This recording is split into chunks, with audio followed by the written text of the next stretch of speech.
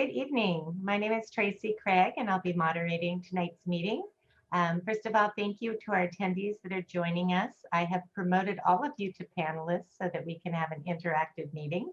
That means that you have both audio and video feed. So in simplified terms, we can see you and hear you. The purpose of tonight's meeting is to discuss the 450 O'Farrell redesigned project and to give you information on changes that have been made to the project in response to community input, answer your questions, and hopefully gain your support for the project. A couple things that you should know as we move forward. One, we are recording this meeting and we'll be posting it on our Facebook page and also on Forge's website. And I'm getting to my next thing, and we have a few ground rules. Time will be set aside at the end to answer any questions people have, but we'd like to have this really be an interactive meeting. So as I said, everybody has audio and visual capabilities, so you can raise your hand and I'll call on you to ask a question, or you can just chime in at any time and stop us to ask questions. You can also submit questions and answers. If you don't like to talk on video, you can submit chat questions and answers through the Q&A box as well. And if you'd like to be kept abreast of future meetings that we have or just get project information, feel free to please also put your name and email or phone number or both or all three in the question and answer box, and we'll make sure to add you to our mailing list for this project. Our presentation is just about 15 minutes, longer if you ask questions, and we hope that you do throughout. And we'll get started on that. And then, as I said, we will follow up with questions and answers. Thank you so much. And I will go through the agenda now, and then I'll turn it over to Ella. So very quickly, Ella will introduce her project team. She'll provide an overview of the church's mission. Alex Zucker with Forge will discuss the proposed project. We'll talk about our schedule, and we'll follow up with questions and answers. And with that, I would like to turn it over to Ella. Good evening, and thank you for coming to our town hall meeting. My name is Ella Strong, and I am president of the executive board of Fifth Church of Christ Scientist at 450 O'Farrell. We have with us also David Murray, who is from our property development committee, and the Forge development partners, Richard Hannum and Alex Zucker, which you will be speaking later on. So let me begin by saying that our building project's purpose is to benefit and bless the community, to build housing where none existed before, and not just any housing, but the one that will best serve essential workforce households, providing housing for low-income and middle-income essential workers. That's what I spoke about, the church facility, and locally serving retail that will be added. So the next slide, please, Tracy. The new housing will involve an innovative and efficient use of space. We'll have generous residential common areas. We'll have supportive services offered to the residents and their children, and is being financed not using the tax dollars, so it's privately financed. And now a little history. As you may know, our church has been at 450 O'Farrell for nearly 100 years. We need a new church facility and a welcoming, accessible Christian Science reading room open to the public. But our church's heartfelt intent and desire, as expressed in our mission statement that you can see on the screen now, has always been to build housing which working people could afford. So from about mid-1980s, we have been actively working on finding a path to accomplish that purpose. We never intended to own or operate the housing. Our contribution was the underutilized land. And we received project approvals and entitlements at the end of 2018. However, at that time, the developer we were working with withdrew from the project. That in turn gave us an opportunity to work with Forge development partners. And Richard Hannum, the founder of Forge, has been an architect and a trusted friend of the church since 1980s. So when the original developer withdrew, Richard's team stepped in, not only to save the project, but also to improve it, so it can better reflect church's original intent for this project. So apartments are being changed from luxury rate to what we call essential housing. They better align with the demographics and economics of the Tenderloin. And this redesign project will reach the broadest section of our community because rents will be more affordable. We've talked to, for example, hotel managers, among others, who say that the majority of their employees have to commute from outside of San Francisco because they cannot afford rents in the city. So school teachers, firemen, construction workers, restaurant workers, all essential to the city workforce need local housing. So this apartment building will provide that. And we're very happy to contribute to that need, to meeting that need. What I would also like to say is that San Francisco Interfaith Council, who has spearheaded Essential Housing Task Force initiative in 2014, has many communities of faith, which, like our church, would like to help the city solve its housing problem. And they would like to contribute their land to be built on. So our project would be just the beginning of something much greater for the city. And we're very excited to be the pioneer in that endeavor. Let me now turn it over to our Forge development partners to continue the presentation. Alex? Thank you, Ella, and welcome everybody. Thank you for making time this evening to join us here. There has been a lot of misinformation spread about the project throughout the community. And so we wanted to kind of address some of those items head on here with these next couple of slides. So I'm going to quickly go over them. Feel free to, again, as Tracy said, interrupt, raise your hand, ask questions, make comments, anything like that. We want this to be more interactive and two-sided, more of a conversation rather than a one-sided presentation. So some issues around the unit size have been swirling around the community. We now have units up to 830 square feet. There was concerns over lack of larger family size units, which we've been able to address with this redesign in conjunction with the church and the planning department. By the nature of the project, a lot of people think that it's kind of dormitory or co-living, and I can assure you that that is not the case. All individual units have full private bathrooms and cooking areas that include burners, microwaves, dishwashers, garbage disposals, sink and fridge, and a full bathroom as well with shower, toilet, vanity, and sink. We've changed in this redesign and this rethinking of the project with the church, have managed to add a handful more units up from 292 to 316. And this is really catering to kind of the average household size and the demographics in the Tenderloin that we've been seeing throughout some demographic studies we did based on census and other survey data, in which we found that the average household size in this Tenderloin is about 1.7 persons. We have 47 BMR units as well, which currently exceeds the inclusionary housing standards. There's been some concerns about parking, both bicycle and car parking, so we wanted to address that. We do have ample bike parking located on the street, ground floor, and in the basement of the project. All are very easily accessible. And we did take out the parking that was in the project for the residents.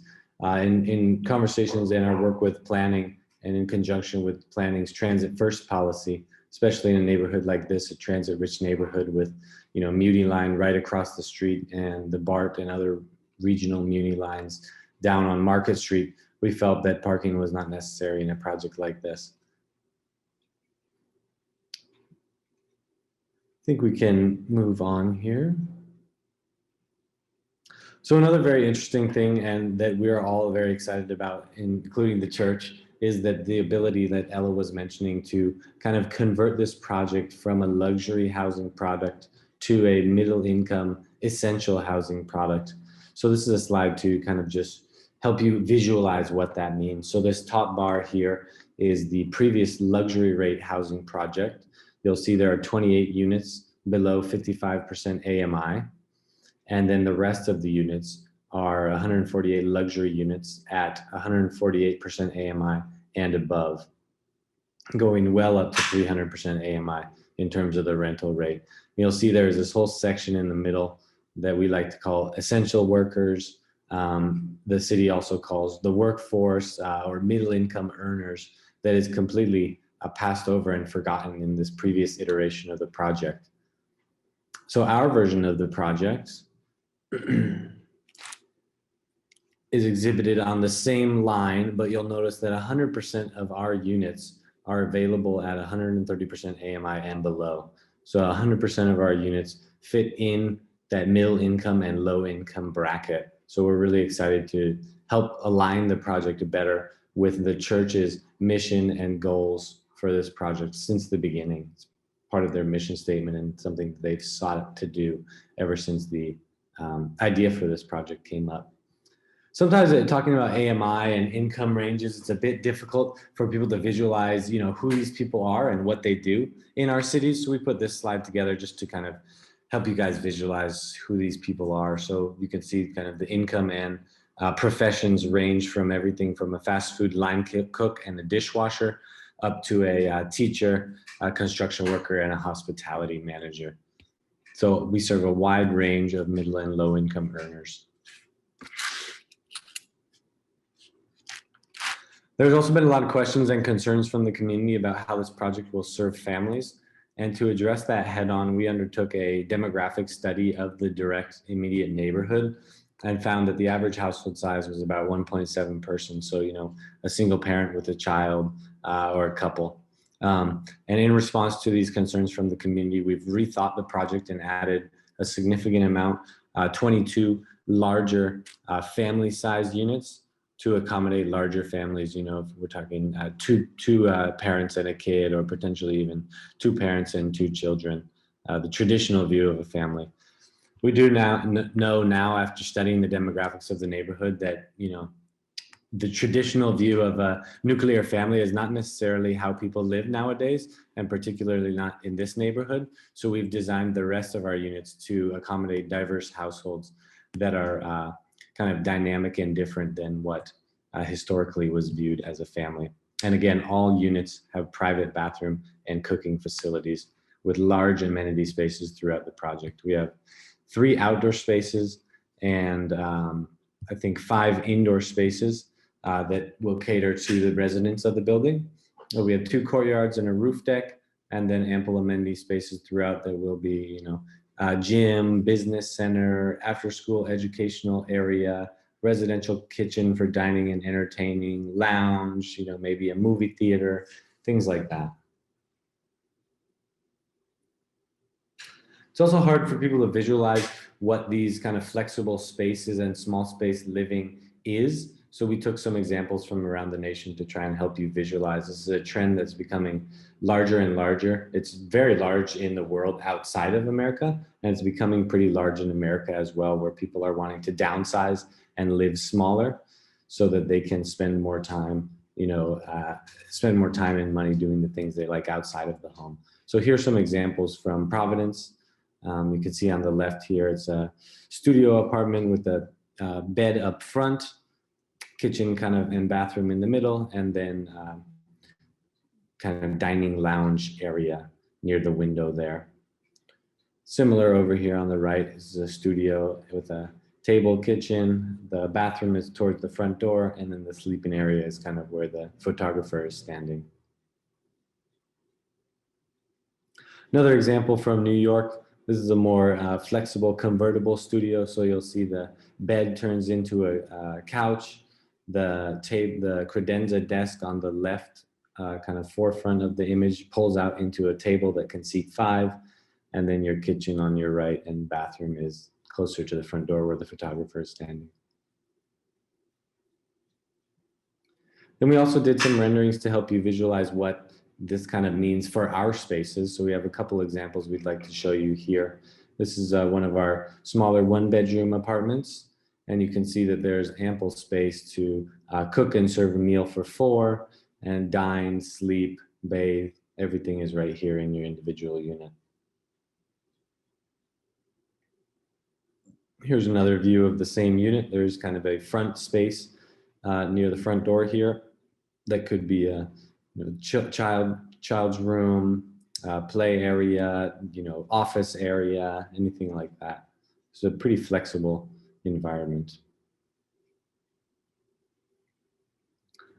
Another view of the same kind of space. Here's one of our larger 2-bedroom units. You can see again kind of the same use case here, a dining setting. Again, this one has two rooms here. If I think you flip to the next slide, we can see the rooms convert. This is just another angle of the dining.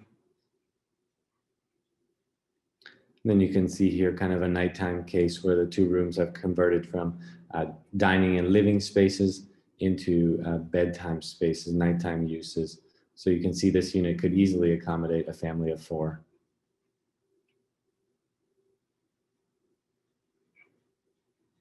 Another view of the same unit, different use cases. This idea was that the 2nd bedroom would be used as a office/guest bedroom. So there is again another bed in the wall over there near the sitting area, and then a desk towards the top. We wanted to also show you some example floor plans so you can help visualize what this building is going to look like. So this is the ground floor fronting O'Farrell, Jones, and Shannon Street.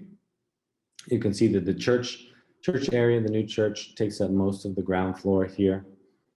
And then the residential lobby and a large amenity space in the middle, and retail on the corner here.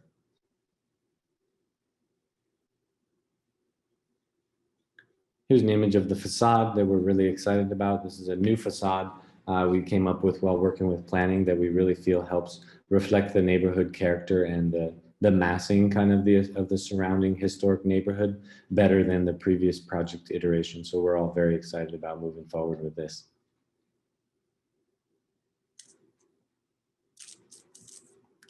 Then of course our call to action. All of you, we hope that you are excited for this project to move forward and love to answer any questions and hear comments. But if you do support the project, we would love for you to attend the Planning Commission hearing and voice your support, or at least send a simple support letter to the Planning Commission, which is this first link. It's an online form. You can just fill out your name and some information about yourself, and it will automatically send a support letter off to the Planning Commission, which would be extremely helpful for us. I think that sums up our presentation, and we're happy to open this up for questions and answers. And I would like to invite anybody to share their thoughts. I was going to add this person in, but I don't think I can. I'd like to invite anybody to ask questions or share their thoughts, and please feel free to speak up.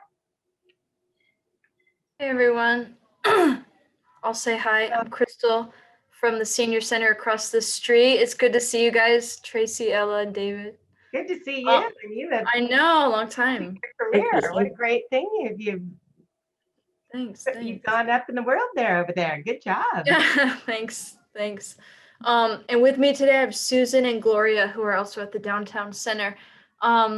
So of course, we're right across the street. We're thinking about the timeline and safety for seniors walking around the neighborhood, getting to and from the center.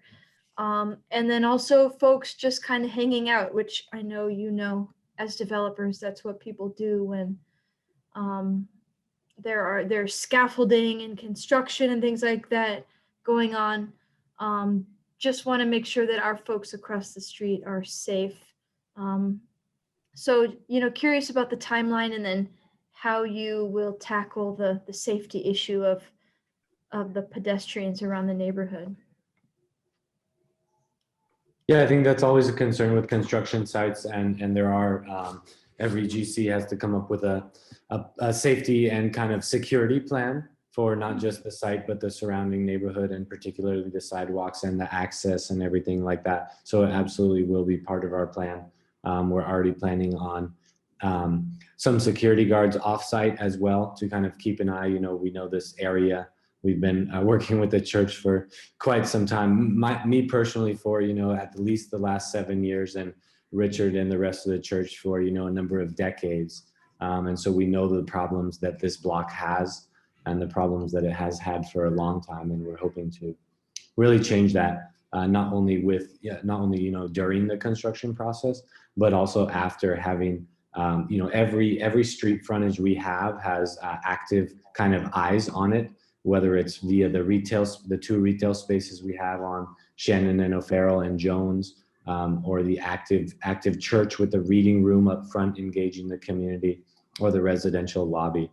So, yes, we are going to take, a number of measures to ensure accessibility and safety on the sidewalk and security. If there's anything more specific like you'd like to see, or any ideas you have that you think would be helpful for us to know, please let us know, and we'll absolutely incorporate those into our plan. Krista, I'd also like to say that we recognize that information is key for people to prepare for any kind of project that might change the landscape. So we'll be letting folks know on a regular basis what's planned, the work that's going to be coming up, any impacts that we expect to traffic, anything like that. And we're also required to have site signage. And I think it's fair to say that we'll have some type of toll-free number up there that people can call with complaints so we can quickly respond to them. I think I'd like to, good evening, I'm Richard. ISIS is here in symbol, but not face at the moment. ISIS will work with the neighborhood community members, like on the 400 block, on at least a monthly basis, to keep you up to speed on construction schedules, when it's going to be noisy, when we're expecting to do heavy lifting, and when the tower cranes are going up, things like that. So that we'll keep you all very much up to speed on process and how we can all interact and keep this a good environment during the course. We're doing this at 2 other sites right now in the Tenderloin. And in both cases, there's an active program of working with not just the communities in the buildings, but also in managing the street traffic so that it's safe for everybody. Hi, and Crystal, you have our numbers, our email addresses, and please, all those things will be set up, and they'll be regular. But if anything comes up, you're welcome to call us. We're happy to help. David, thanks, guys. And just Isis here, who I'm with Forge, I would have to tell you that one of the things that we do is have pre-construction meetings. We would actually invite the neighbors, and especially like senior centers such as yours, and first give you a time frame, a timeline of how when the process will begin and what will be the major milestones. And subsequently, we do monthly meetings. So you can rest assured that that is exactly the way we would proceed, which is the process that we have currently at our projects at Turk and Leavenworth. And we would definitely engage with you, and we look forward to being great partners of yours. That's the goal, in building this fantastic project there.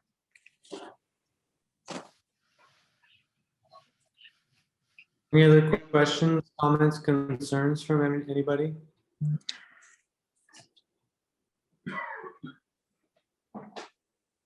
Let's see, I have a couple things in the chat box. Crystal, anything else, or can I go to the chat box?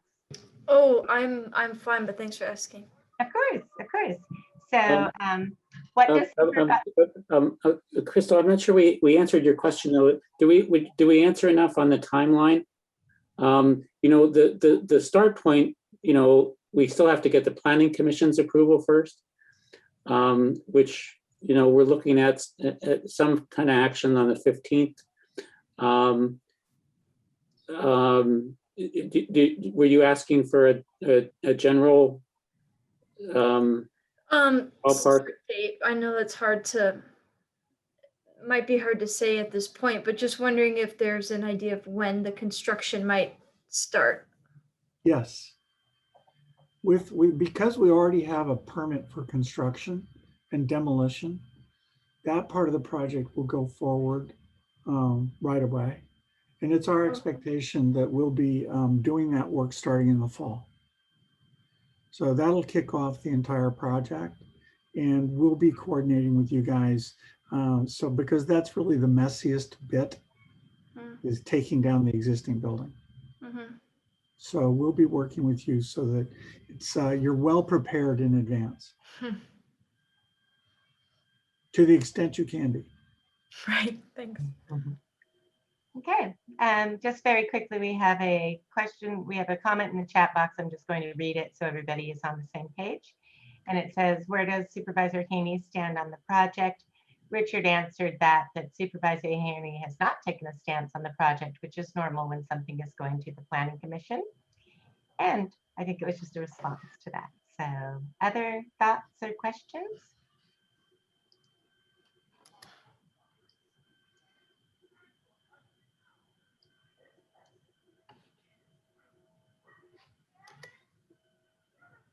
I'll give it a couple minutes. I'm surprised there are so few questions. Aren't you pleased, Crystal and Gloria and everyone, that we're finally going to get this to move forward? Looking forward to it. The picture was totally stunning. Isn't it going to be pretty? Across the street, yeah. Yeah, it's not by accident that we wound up engaging Gensler, who is the largest architecture firm in the world, to design this new building for us. They've been friends of ours forever. For me, for 40 years, for Alex, for his entire life, considering it's his father who is the lead principal for the project. And I think they've done a spectacular job crafting something that's both modern, but also respects the neighborhood. And I think it's going to be, we're very pleased with the way the building is looking, and have found some rather wonderful ways to build this faster than would be typical.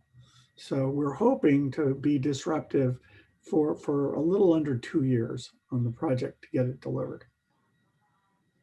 And that's also pretty exciting. This will be one of the most sustainable high-rise apartment buildings in the country, and using new technologies that make it a much more interesting, high-quality building. Wow. And we think that's going to be exciting for the neighborhood as well. Okay, other thoughts, questions, input? I'd love to just hear what other people think of the project that have joined us this evening, if anybody would like to share that. Take a look at the chat room. I don't know who asked or who commented that it looks so beautiful and homey.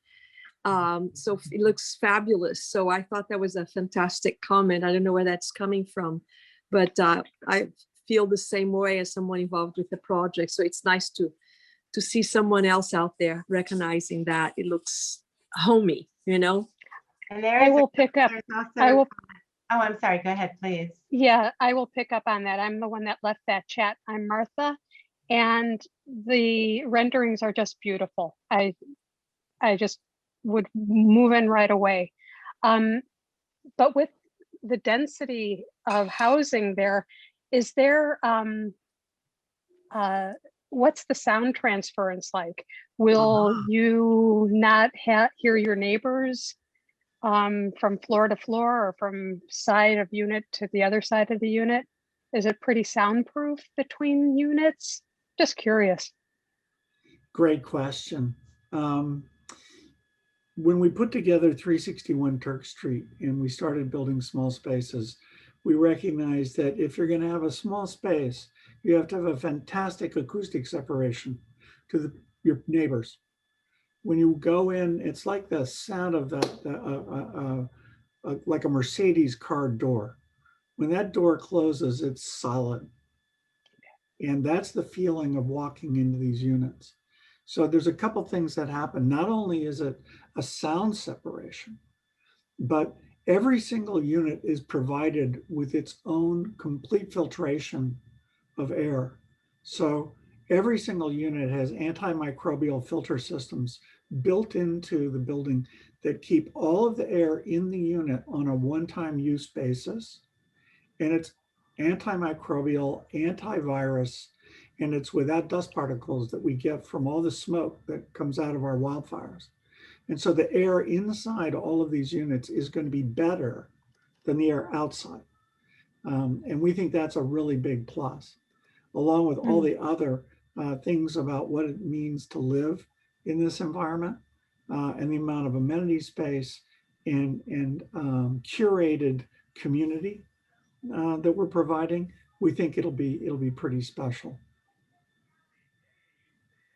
Richard, I think also maybe just because I know we have seniors here, I think that it would be nice if you talked about Project Access and the programming. And I believe, just quickly though, and I believe you also have some plans to do something with seniors, some type of collaborative process with them, or not, just inviting them over.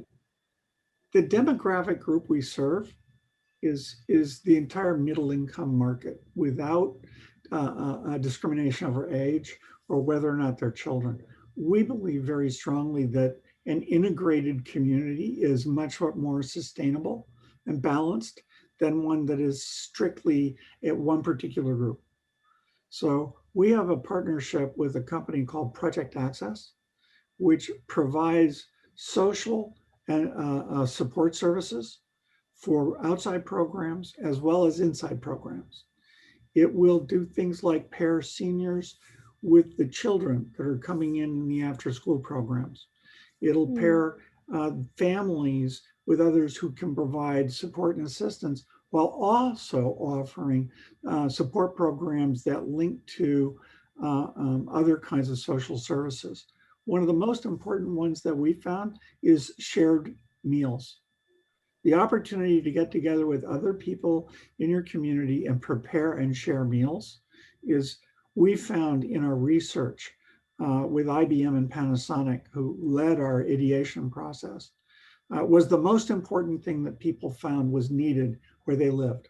More than a swimming pool or a gymnasium, they wanted a social shared food experience that does things like teach nutrition, menu selections that work with the new high technology appliances that we're providing, opportunity to share time with your neighbors and learn who they are over a dinner of sushi, steaks, hamburgers, whatever it turns out to be that people have an interest in. Project Access both learns those desires and then provides the opportunity for that shared experience. And it runs across the gamut of support, if you will, for both getting people to engage in community, but also if there are needs, whether it's economic education, freedom from debt, or how to manage medical programs under Social Security, which I have a terrible time with personally. But because who knows how any of that works. So that's what they're there to help us with.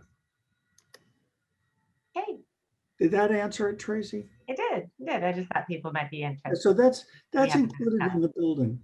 This is not an opt-in. That's simply how we operate the community. Okay. I think that's an important part also, Tracy. We're not just a developer. We're also the operator manager. So we're creating a building that is based on a community culture that we're working to create and make sure that the building is functional and supportive of all of our residents. Okay. Any other thoughts or questions? I'd be super interested in hearing more about that later, Richard. That sounds great, and how possibly the senior center down the line could partner up with Project Access. We would really appreciate getting to know how we might do that, because the nature of any community, as you know, the membrane of that community is porous. And it really needs to recognize who's just outside, across the street, how do we engage? How do our folks volunteer with yours and vice versa? Because the 400 block becomes a larger community. And we engage with all of its constituents. We think that's an important contribution. And that ties us back to Ella's initial statement and mission is how do we grace the community with this action? Wow. And Richard, do you want to remind people when our planning commission hearing is? And Sure. I'll take it from there. Yeah, with the planning commission hearing is coming up on the 15th of April. It's really important with this new prototype of housing that we're delivering, first of its kind in the city, that the planning commission hears people's support for what we're trying to accomplish. So we encourage you to join us and lend your voice to ours. And I would say if you'd like to write a letter of support, or if you'd like to attend the planning commission, but don't want to sit through the whole tortured thing, put your number in the chat box and I will personally text you 10 minutes before we're up to allow you to go on with your life and do the minimal amount to come support. You don't have to sit through the whole planning meeting. So, and I will also stay after just a few minutes to talk with anybody that wants to talk offline. So like to put those two offers out there. Somebody else actually asked too who the community liaison is. I've been managing the outreach for the programs for the project, and I put my name and number and email in the chat function. I actually answer my cell phone. You can call me anytime. That includes weekends and evenings, and I'm happy to answer any questions or of course put you in touch with Ella and David from the Christian Science Church or Alex and Richard from Forge Development. Okay, all right. Any last questions? I'm gonna count to 10 with my fingers, and then if not, I will end this. I just want to That's a make good sure. one. Clifford, do you want to add anything? You just popped up. Hi. Hi. Good evening. Okay. 1, 4, 5, You're on mute, Cliff. 10. Oh, did you want to add something, Clifford? Yeah, I serve on the Bay Area Council Project Enforcement Committee. And I just think this is a beautiful project all the way around, and, you know, really hitting the sweet spot of the essential worker, which I think is a much better term than workforce housing. So I'm happy to help any way I can. Thank you. Great. Clifford, I would ask you, would you be willing to put your phone number in the chat box and I'll follow up with you directly? Okay. Or email, whichever you prefer. Okay. All right. Thank you. Okay. Well, then I would like to thank everybody for their time. I'm just going to remain for 5 more minutes and see if anybody wants to share their email with me in the chat box, but I'd like to let people get on with their evenings. And once again, on behalf of the church and Forge, we really appreciate you attending the meeting and any support that you would like to give us moving forward. Good night.